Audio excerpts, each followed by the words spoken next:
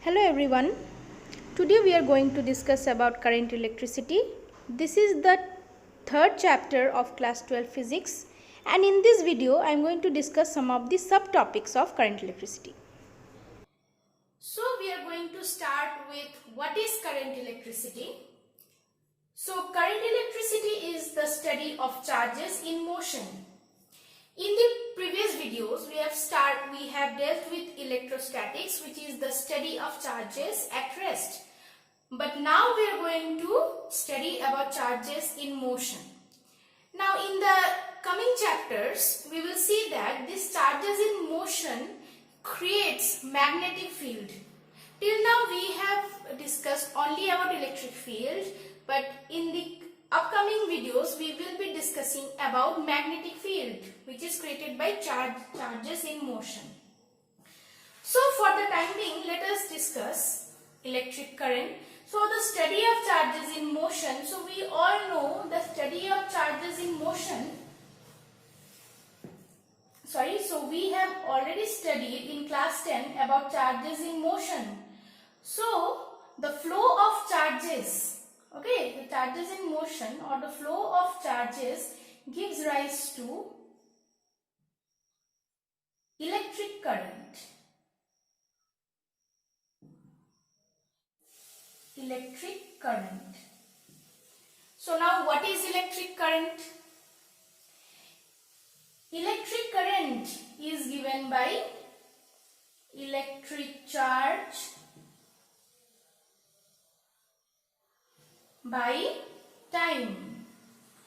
So it is the flow of charges in a conductor per unit time. We are all acquainted with electric current. We have studied this in class 10. Now, what is the SI unit of electric current? So it is generally, we denote electric current as I, and this is denoted as Q, and this is T. Okay, so now what is the SI unit of I? It is ampere, denoted by capital A. Okay, this is the SI unit of current. And what is 1 ampere? 1 ampere equals to 1 coulomb per second, because it is charge divided by time. So we all know that in conductors, electrons are the charge carriers. Electrons constitute the currents.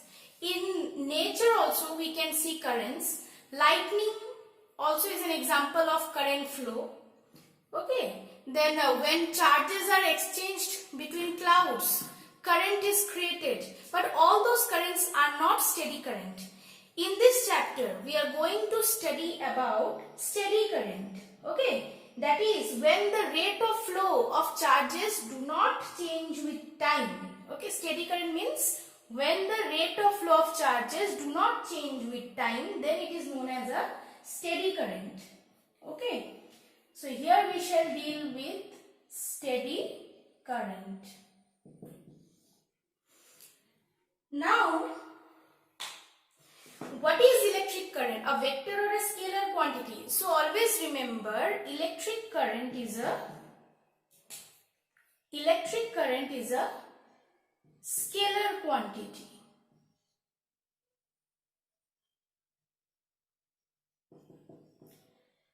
Now why it is said to be scalar quantity? Because the laws of vector addition cannot be applied here.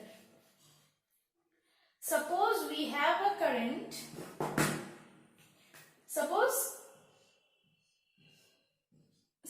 this is a wire, another wire, and this is another wire. This is the junction where the three wires meet. So suppose here the flow of current is 3 ampere, here it is 4 ampere. Then the current passing through this portion will be, and these are the directions of current, and will be 7 ampere, that is 3 plus 4. But if we apply vector addition, then 3 ampere and 4 ampere would have given us 5 ampere. Okay, because the resultant of 3 square plus 4 square, 9 plus 16 would have been 25, that is root of 25, that is 5. But we do not get 5 ampere as our current in this branch. We get 7 ampere. That means it shows that we can directly add 4 and 3, which gives us 7 ampere and not 5 ampere. Thus we may say that the vector laws of addition cannot be applied in case of current addition. Okay, so that is current is a scalar quantity, not a vector quantity. Now let us see how a steady current is maintained in a circuit. But for that to understand that, we will take this example where you see this is a water tank. Okay, this is a water tank and this is a tank which is at a lower height. So it is at a greater height from this, and what happens? Suppose this one is filled up in the beginning. So what will happen? Water will start flowing from here to here. Why? Because here means, suppose you attach a pipe from the higher tank to the lower tank.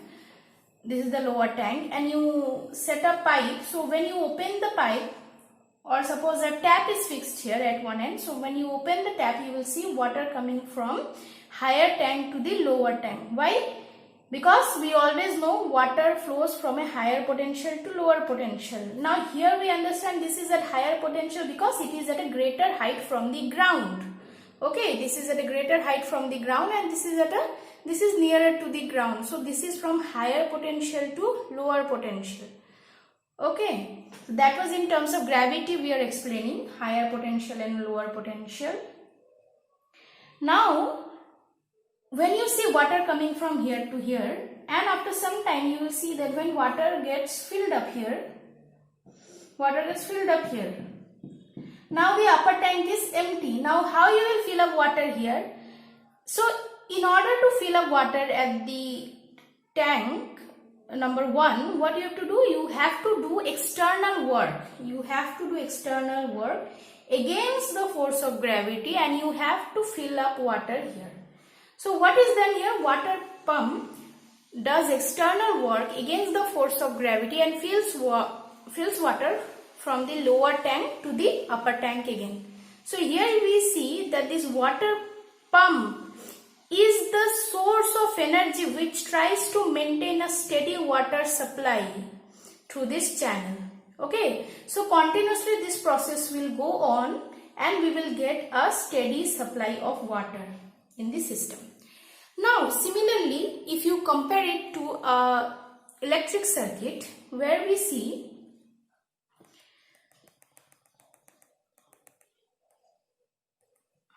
okay, so this is an electric circuit.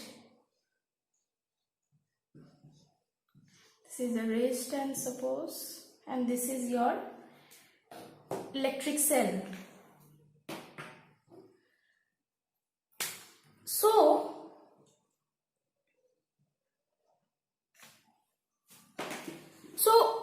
We all know that electrons flow from higher potential to lower potential also. That means electrons flow from a highly charged body to a comparatively lower charged body, or we can say electrons flows from a higher potential body to a lower potential body. Okay, so what happens is that here you can see that current flows from this is a cell, we all know what is a cell. So it has a positive plate and a negative plate. So electrons flow from, or we can say current flows from the positive part to the negative part.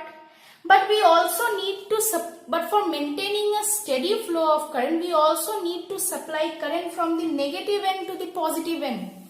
So in order to provide energy for the current to flow steadily through the circuit, we provide an electric circuit with a cell, which is the source of EMF or electromotive force. So now what is this electromotive force? This is not a force, but it may be defined as the work done by the source. So this is a cell. So work done by the cell or source, you can say, in taking a unit positive charge, from the lower potential to the higher potential. So here current passes from the higher to the lower potential, but some amount of energy also needs to be done to transfer charge from the lower to the higher potential. So in this case, the electrochemical cell provides the energy.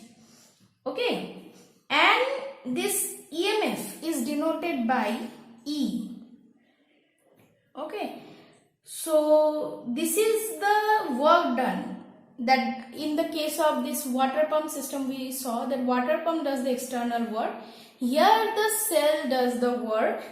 Okay, and it is measured in terms of E, electromotive force. So it is given as work done by charge. It is a formula of electromotive force or EMF. It is also measured in volts, and it can also be defined as the maximum potential difference across the terminals of the cell in an open circuit. Okay, so this is our explanation how a steady current is maintained in a circuit. That is, charges always flow from a higher potential to a lower potential, we know. So thus, from a higher potential, charges will flow or current will flow from here to here. So sorry for mentioning electrons flow, because always remember, electrons flows from charges. We can say that charges constitutes the electric current. Now current flows in one direction and electrons flows in other direction. As you know, both are equal and opposite direction. So in a conductor, the electrons flow from, suppose electric field is applied across this conductor.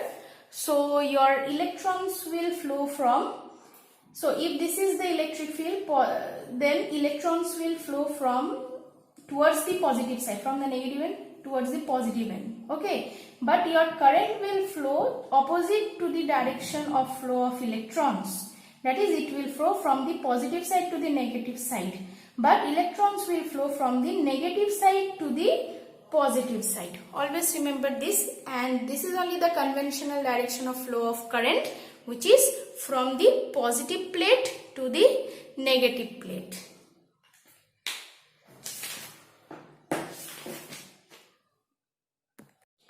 Now let us see Ohm's law. So what is Ohm's law? So we have already studied this in class 10. So it is seen that the potential difference across the terminals of a circuit is directly proportional to the current flowing across it. And so here V is proportional to I, and if you remove the proportionality sign, a constant will come, which is known as R, and R equals to V by I, and R is a constant known as resistance of the material of the wire. Now, so we are also aware of the graph between V and I, which is a straight line because V is directly proportional to I. Now this resistance is the obstruction provided to the flow of current. We all are aware of this. Now this resistance depends on which factors?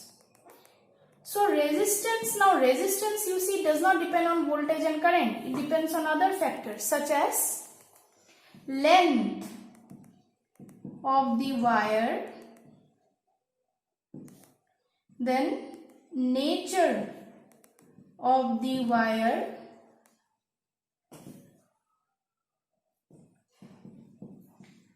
material of the wire, third, area of cross section, of the wire. Now this Ohm's law is valid only when the temperature is constant.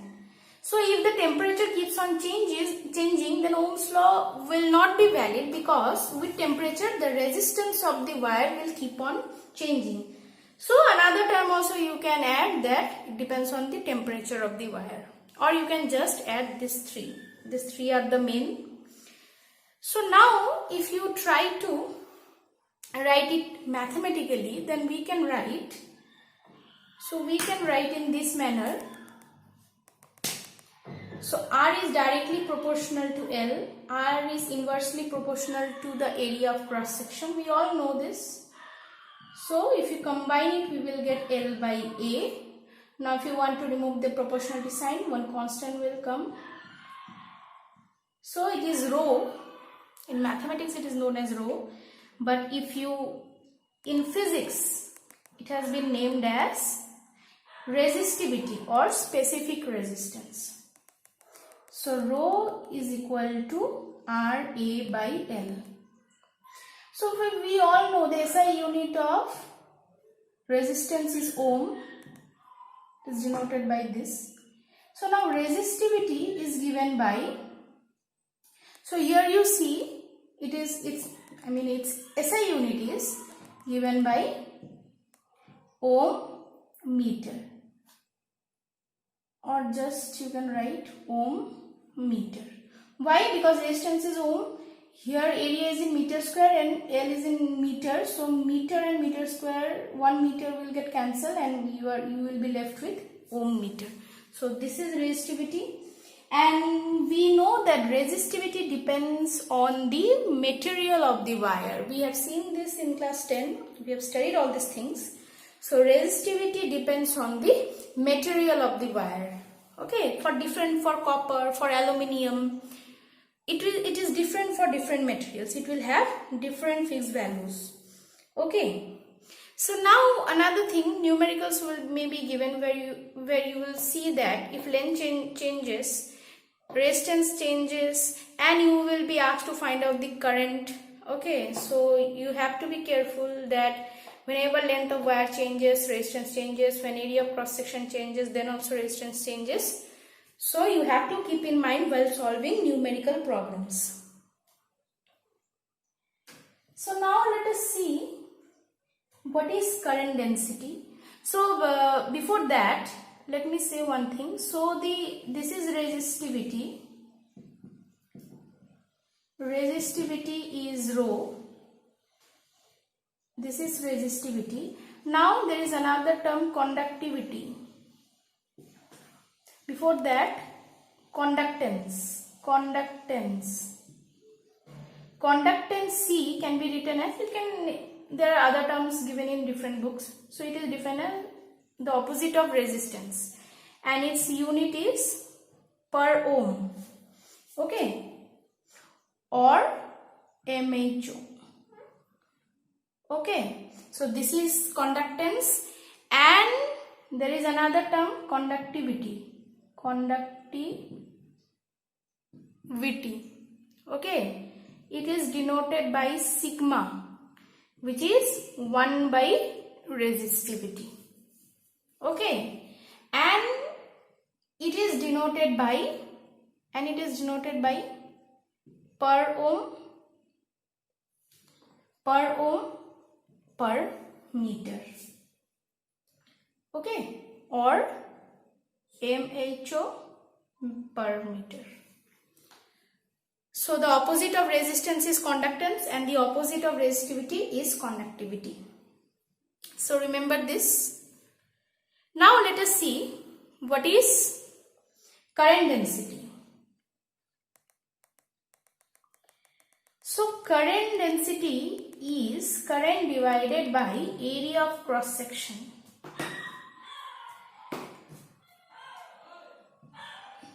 Current density, it is denoted by small j, it is I by A. Okay, so it may be defined as the amount of charge flowing per second, that is current, flowing through unit area area held normal to the direction of current at that point. That means if this is area, okay, area of the material, area cross section of the material, and a current is flowing in this direction, okay, then J will be I by A, okay, or you may also write it as Q by T by A. It is your definition of current density. Now, if your area makes an angle, but now suppose your area is in this direction and your current is in this direction, so these two are making an angle with each other. So in this case, your I can be written as a dot product of J and A, okay. So a dot product of J and A, where it is JA cos theta. So your A cos theta component will be this direction, okay, in the direction of current, and if you multiply the A cos theta component with J, you will get I. So now you see J is a vector quantity and area vector is also a vector. So the dot product of two vectors will give you a scalar. So I is a scalar quantity. Now can also be written as dot product of J dot ds. Okay, so this is how your current can be represented, and unit of J is ampere per meter square, because it is current by area, so it is ampere per meter square. So this is your all about current density. Okay, that's all for today. Thank you.